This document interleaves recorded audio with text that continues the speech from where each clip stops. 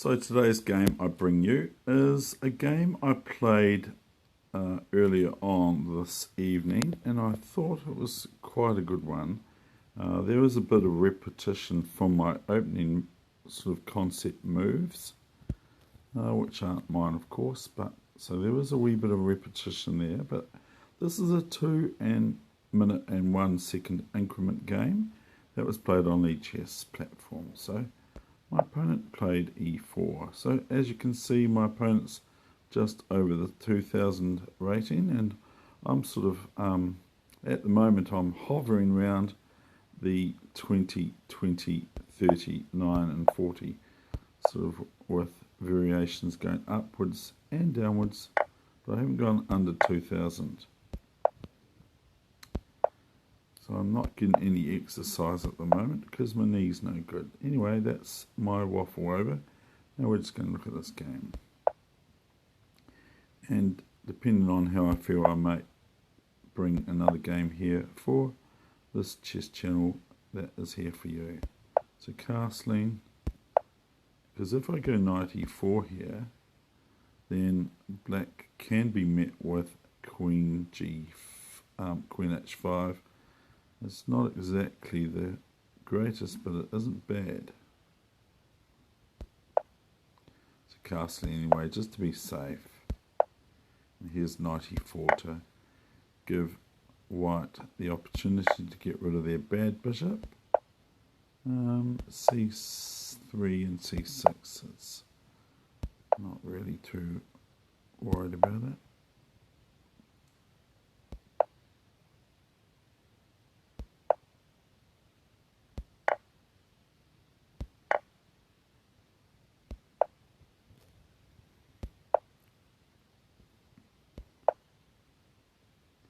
Bit naughty this move, isn't it really?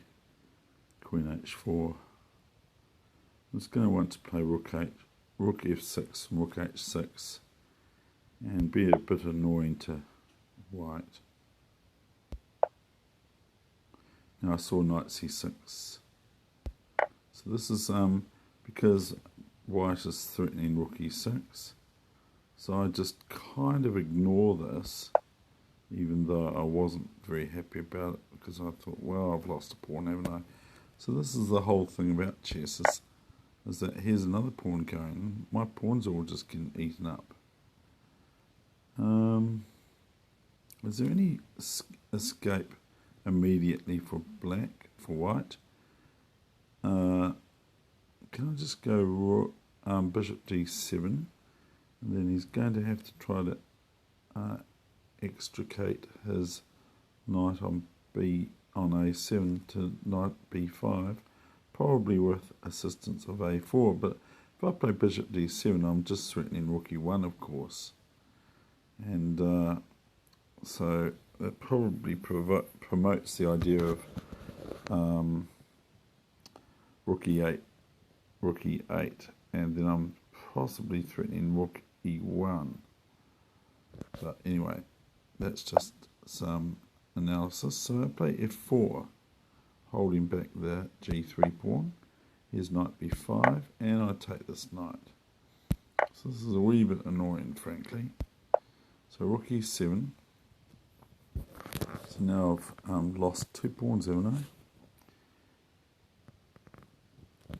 So what to do now? Do I resign? Some games I've been resigning just when I get a bit fed up with these sorts of things happening to me a bit at the moment. White can actually play bishop d7 here. Oh no, they can't, because I'll just take away the bishop and the queen is defending the rook. So here's bishop d3, and so I'll play rook f6. So I'm just playing very insensitively to white's king on the g1 square. And so rook e2, and I'll play rook h6 with obvious threat of queen h2. So here's h3. So now I just hop the queen into g3. Okay, so of course I'm threatening rook h3, I think, or bishop h3, one or the other or both. I'm not threatening bishop h3 because of what? because a rook takes rook. Yes, and white will be fine. So here I'm threatening rook h3. So I think that black was met with this fine move from white. And this is almost just like, oh, ugh. What do I do now? So what do I do now?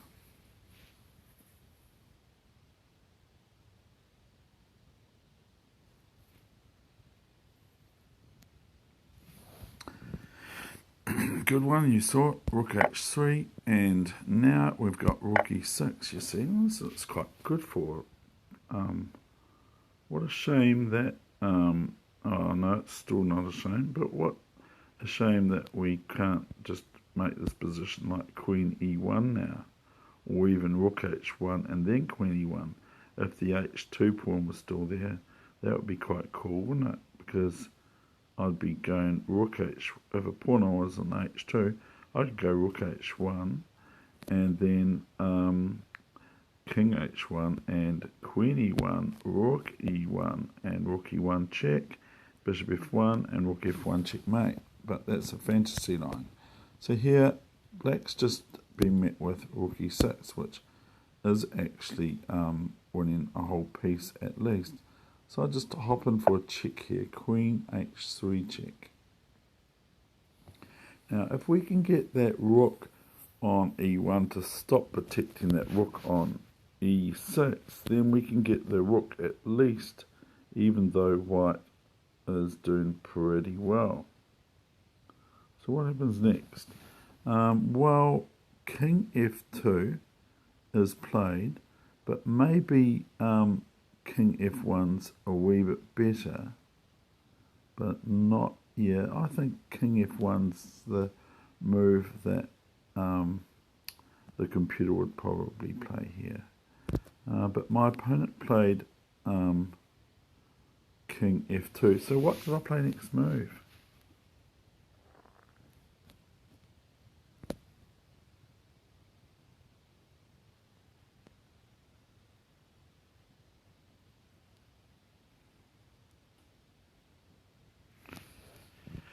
So my opponent plays king f2. So here we go. This is the position. So what do you see here?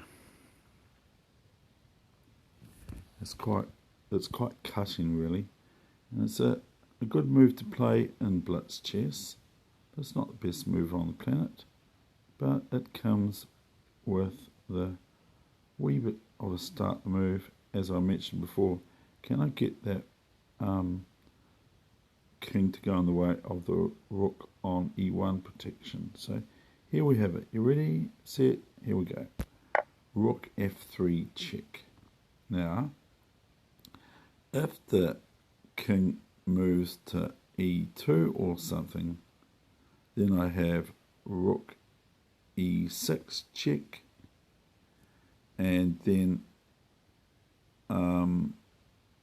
if white plays back to king d1, then I play probably rook e1 takes check. Is that correct? And yeah, rook e1, and if king f3 instead, after rook e6 takes check, if king f3, then everyone can see checkmate is queen g3 checkmate. King has nowhere to go. There are no moves for white like bishop h7 check, because it's check, of course, to white's king. So here we've got king f3, and it's sadly more or less curtains now, as queen g3 check, and now the king has to enter onto e2, only square, and upon same as rook e6, and here is where my opponent resigned. My opponent possibly could have played on here, could have played possibly bishop e4, but rook e4 is going to be pretty devastating. So, shall I pause this? Yes, I will. I'm going to go get another game for you to have a look at. So here is the next game that I wish to show you now. This is against a player of reasonable calibre, 2-1-8-9. This ends a draw, so I'm going to let you in on that. So this ends up as being a draw, but it's a worthy draw, and it's quite according to my point of view, an exciting, enjoyable, tactical game of chess that I quite enjoyed playing. So we have coming up for you what the computer calls a Slav defense, but I call it, I play what is called the Black Mardima gambit, which is e4 here. So black sets my Black Mardima, and I play f3, and so again sets that. g4 is also possible here, maybe even e5, I suppose. So here's ef3, knight f3. So white is a clear pawn down here in this position. And I have been, yesterday I was playing some, this was played yesterday, I have been playing some Mora gambits in the Sicilian of late. But here I played d4 on move 1, which is a little bit unusual, but I have my moments. e6, so white enjoys quite a nice centralised position, as we can see here. White has 5 things out, and black has 3. The pawns on c6, e6, and knight f6, as opposed to white's 5 things out, ready to castle. So it's the whole thing about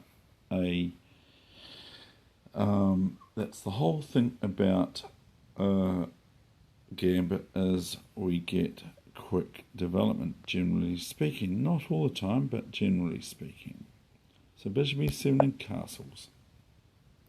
So I've just about got everything out, whereas black's still got about 4 things to do. So I'm just about 2 moves away from full development, where I will be in the middle game. So here's c5. Now, this might look like quite a good move, because if I play dc5 now, then bishop c5 and is check, and I have to go king h1. I don't want to do anything else, but here I've got a wee trick that is quite good in these sorts of things. As I play a move with my d4 pawn, I move it to d5. And as you can see quite easily now, is that if black would take my pawn with their knight now, then I simply have knight takes knight.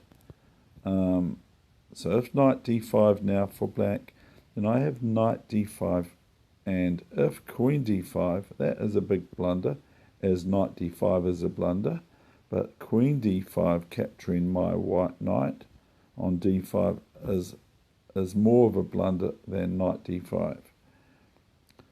And so what would happen, of course, is after knight d5 for black and knight d5 for white, then queen d5 is no good, because now all of a sudden I can unleash the bishop check and at the same time attack the queen on d5 with my queen on d1.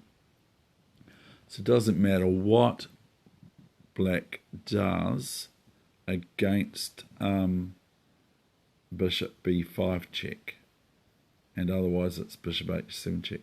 Doesn't matter what black does, because it's still,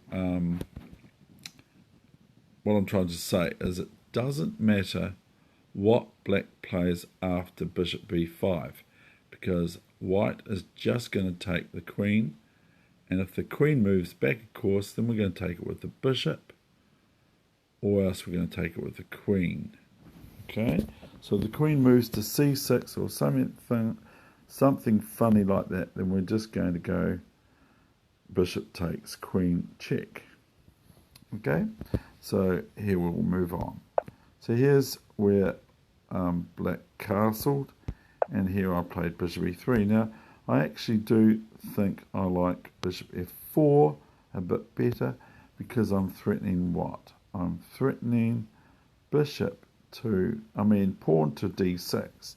And same sort of thing, the bishop wouldn't be able to move except for take the pawn on d6. And then I've just got bishop d6. Bishop takes bishop on d6. And of course, queen taking my bishop on d6 is no good because of bishop takes something check and queen takes queen, but I won't go into detail. But anyway, I played bishop e3 here. That's what I did play, so I've got to be fair. And so this threat is still on with this pawn on d5. Capture is no good, because now I can just play if knight takes pawn on d5, then knight takes knight, queen takes knight on d5, and then bishop h7 is check and queen takes queen. And only the king can take on h7, nothing else. The knight's gone, of course. So here we go, of course, the horse. And so here we go, king h8. So now white is threatened with losing yet another pawn from this 21-22 player. So I play bishop c2, defend it.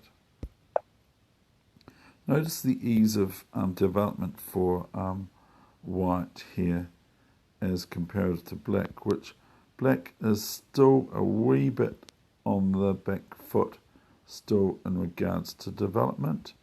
And so I don't want to hang around, because if I do, I can lose my bit of advantage from what I've got. So anyway, here is knight e5. So I thought, well, rook f8's just happened to e8, so I might as well threaten knight e5 takes f7 check and winning the queen, of course. So it's all about winning the queen in this game. So here's king g8.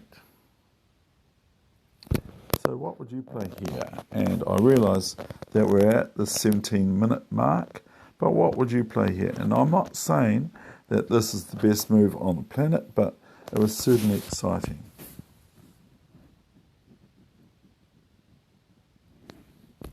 So I played a sort of a speculative move.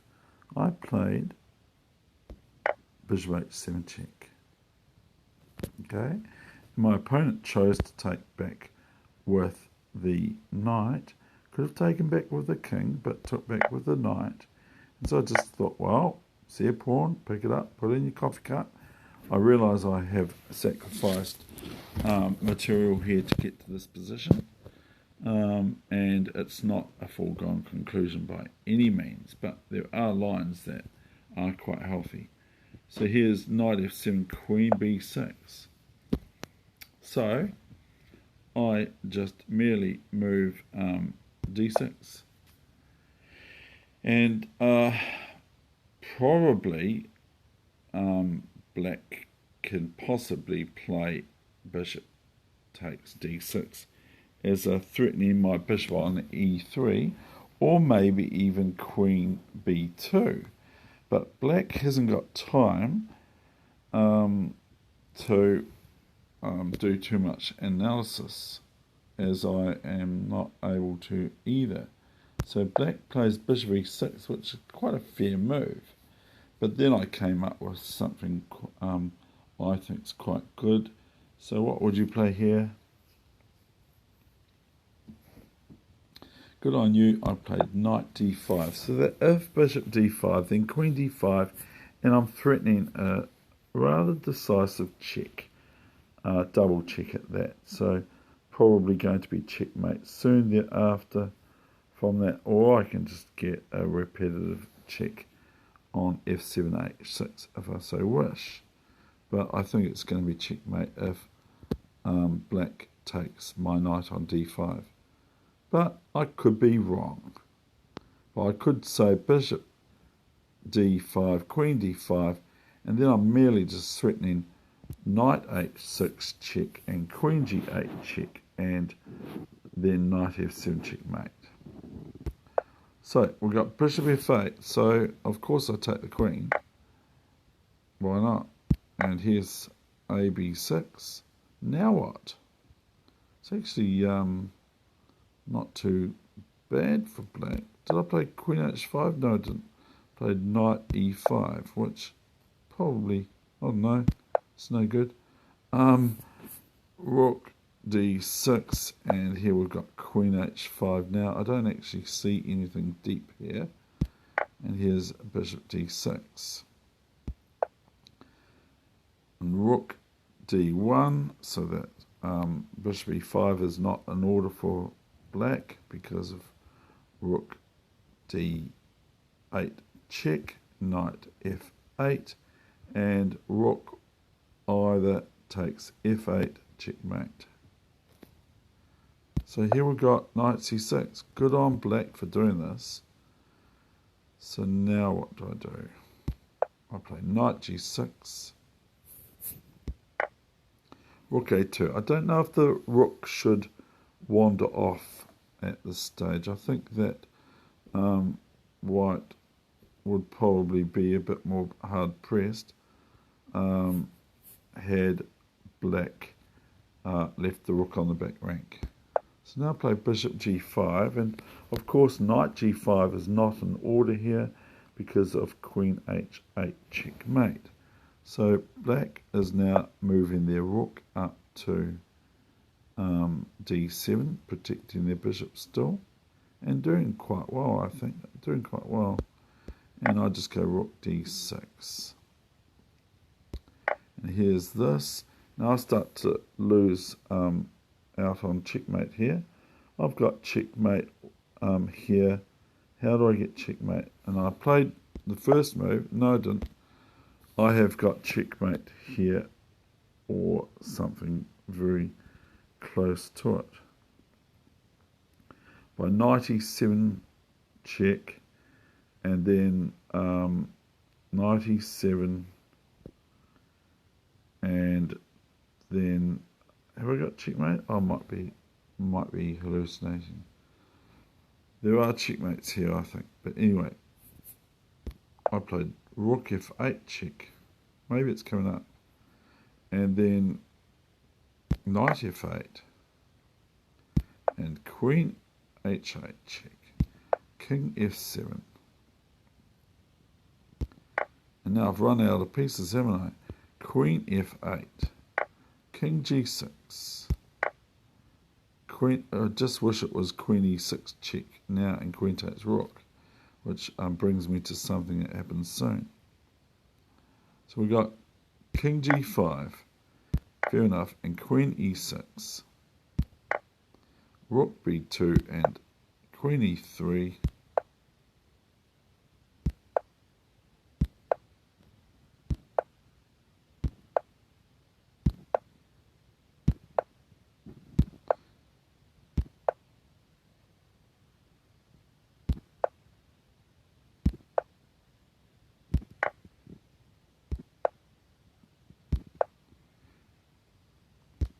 Now black plays g6, I play h3 here, and now the bungle of the game for me is the following.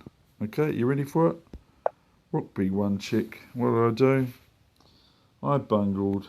I didn't play queen takes rook. So I've got to be careful still because that knight can fork me if I move to c1.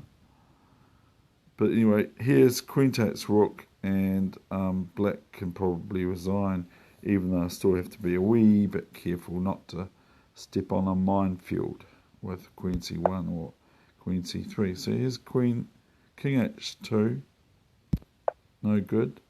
Now the rook has defended itself.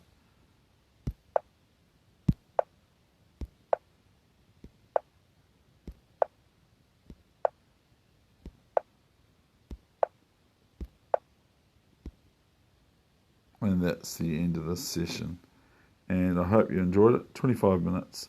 So all the best with your chess, no matter where it's at and wherever you're at. And thank you for watching. And primarily, try to enjoy your game of chess. I think that's very important. Bye for now. Thank you for visiting.